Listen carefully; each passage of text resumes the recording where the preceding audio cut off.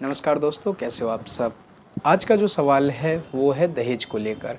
आजकल देखो, हिंदू रीति रिवाज या मुस्लिम रीति रिवाज दोनों को अगर हम देखते हैं या एनी अदर कुछ भी देखते हैं, तो शादी में लड़का हो या लड़की, लड़के पक्ष को कुछ उपहार, कुछ गिफ्ट्स वगैरह दिए जाते हैं लड़की पक्ष द्वारा, जिसे आजकल दहेज का नाम दिया गया है। और दहेज के मामले बहुत ज़्यादा बढ़ते जा रहे हैं। कुछ जगहों पर हालांकि पुराने समय में दहेज एक उपहार के तरीके से दिया जाता है था, और अब मामला ऐसा हो चुका है कि लड़के पक्ष द्वारा अब ये एक अधिकार के तौर पर मांगा जाता है।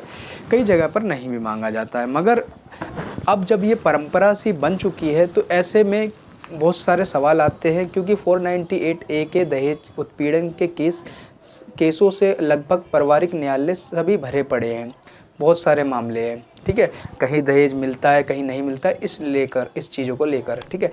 आज का जो हमारा विषय है, आज का जो सवाल है वह ये है कि किसी भी व्यक्ति को अगर वह दहेज दे रहा है तो किन बातों का ध्यान रखना है।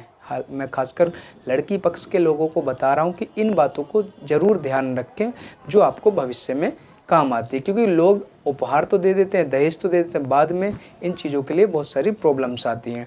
तो क्या चीज़ों का हमें ध्यान रखना है, वो चीज़ मैं आपको बताता हूँ। दहेज जब भी आप देते हैं तो उसकी एक लिस्ट बनाएं, पहला नंबर, ठीक है। दूसरा, जो सामान जिस रिश्तेदार के द्वारा दिया जा रहा है उसका नाम खोलकर उसकी लिस्ट बनाएं, ठीक है। दो चीज़ें होगी। तीसरी ये कि जो सामान दी जा रही है उसकी लगभग औसत कीमत उसके सामने लिखी जाए लिस्ट में, ठीक है। अब जो लिस्ट तैयार हुई है उस पर दूल्हा और दुल्हन की साइन कराने हैं, ठीक है। इसके बाद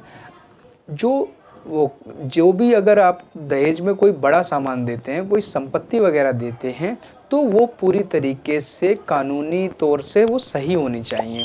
मतलब कि उसमें कोई फ्रॉड वगैरह नहीं होना चाहिए उस संपत्ति को लेकर, ठीक है।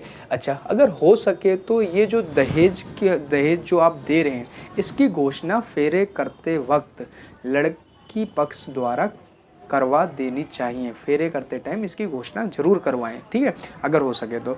अच्छा, इसके बाद अगर फेरे के समय लड़की पक्ष कोई भी उपहार लड़की को दिया जाता है तो ये स्त्री धन में काउंट होता है, और वो स्त्री धन पर जो अधिकार है वो सिर्फ लड़की का होता है। उसे छीनने का अधिकार उसके पति या पति के रिश्तेदार में से किसी का नहीं होता है। ये एक कानूनी जुर्म है।